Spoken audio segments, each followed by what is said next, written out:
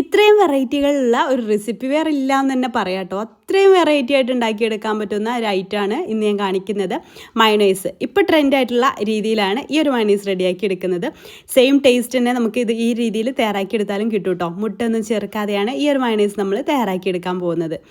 നമുക്ക് ബ്രോസ്റ്റിൻ്റെ ഒക്കെ കൂടെ കിട്ടൂല ഒരു വൈറ്റ് മയണൈസ്, ആ രീതിയിലൊക്കെയാണ് കേട്ടോ ഇതിൻ്റെ ടേസ്റ്റ് വരുന്നത്. ഇനി നമുക്ക് അതിന് വേണ്ടിയിട്ട് ആദ്യം ഒരു 1/4 കപ്പ് കോൺഫ്ലവർ ഒരു സോസ് പാനിലേക്ക് ഇട്ട് കൊടുക്കാം. അതിലേക്ക് 1 കപ്പ് വെള്ളവും ചേർത്തിട്ട് നന്നായിട്ട് കട്ടയില്ലാതെ ആദ്യം ഒന്ന് മിക്സ് ചെയ്തെടുക്കാം കേട്ടോ.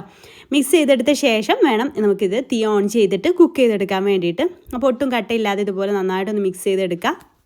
ഇത് നമുക്ക് ബോട്ടിലൊക്കെ ആയിട്ട് സൂക്ഷിച്ച് വെക്കാനും പറ്റും കേട്ടോ. മുട്ടയൊക്കെ ചേർക്കാത്തതുകൊണ്ട് തന്നെ സൂക്ഷിച്ച് വെച്ചാൽ പെട്ടെന്നൊന്നും കേടാവില്ല. ഇനി നമുക്കിത് ചെറിയ തീയിലിട്ടിട്ട് മിക്സ് ചെയ്ത് നമുക്കിത് ഇളക്കി കൊടുത്ത് ഈ രീതിയിലാവുന്ന വരെ വേവിച്ചെടുക്കണം. നല്ല ട്രാൻസ്പെറൻ്റ് ആയിട്ട് വരും കേട്ടോ. അപ്പോൾ ഈ രീതിയിലാവുന്ന വരെ നന്നായിട്ടൊന്ന് കുക്ക് ചെയ്തെടുക്കുക. ഇനി തണുത്തതിന് ശേഷമാണ് നമുക്ക് പിന്നെ ഇത് എടുക്കേണ്ടത് കേട്ടോ. അപ്പോൾ ഇത് കറക്റ്റായിട്ട് വന്നിട്ടുണ്ട്, ഈ രീതിയിലാക്കി എടുത്തിട്ടുണ്ട്. ഇനി നമുക്കിത് തണുക്കാനായിട്ട് വെയിറ്റ് ചെയ്യാം. അപ്പോൾ അത് തണുത്ത് വന്നിട്ടുണ്ട് കേട്ടോ. അത് നമുക്കൊരു മിക്സിയുടെ ജാറിലേക്ക് അങ്ങ് ഇട്ട് കൊടുക്കാം. ഇനി നമുക്കതിലേക്ക് ചേർത്ത് കൊടുക്കേണ്ടത് വെളുത്തുള്ളിയാണ്. 2 3 ഒക്കെ നിങ്ങൾക്ക് എടുക്കാം കേട്ടോ. ചെറുതാണെങ്കിൽ ഒരു 3 അല്ലി എടുക്കാം. അത് വലുതായതുകൊണ്ട് 2 അല്ലി വെളുത്തുള്ളിയാണ് ഞാൻ എടുത്തിട്ടുള്ളത്. പിന്നെ അതിലേക്ക് ഒരു 1/4 ടീസ്പൂൺ ഉപ്പ് ചേർത്ത് കൊടുക്കാം.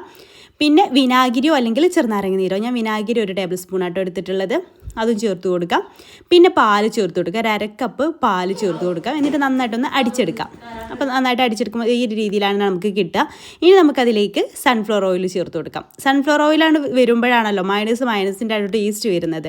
അപ്പോൾ അതെന്തായാലും ചേർക്കണം. അത്ര നല്ലതൊന്നുമല്ല, എന്നാലും അത് ചേർത്തെങ്കിലേ കറക്റ്റ് കിട്ടുള്ളൂ കേട്ടോ. അത് 1/2 കപ്പ് കൂടെ ചേർത്തിട്ട് അടിച്ചെടുത്താൽ ഇതായി ഒരു തിക്നെസ്സിൽ കിട്ടും. കുറച്ച് സമയം കഴിഞ്ഞ് ഒന്നുകൂടെ തിക്കായിട്ട് വരും കേട്ടോ. അപ്പോൾ അത് അടിപൊളിയായിട്ടുള്ള ടേസ്റ്റി ആയിട്ടുള്ള മുട്ടയൊന്നും ചേർക്കാത്ത ഒരു മയണൈസ് ഇവിടെ കിട്ടിയിട്ടുണ്ട്. അപ്പോൾ ഇത് ഇഷ്ടമായിട്ടുണ്ടെങ്കിൽ ട്രൈ ചെയ്ത് നോക്കുക. ഇതുപോലത്തെ സിമ്പിൾ റെസിപ്പീസിനായിട്ട് നമ്മുടെ പേജ് ഫോളോ ചെയ്യാത്തവർ ഫോളോ ചെയ്യാൻ മറക്കല്ലേ. താങ്ക്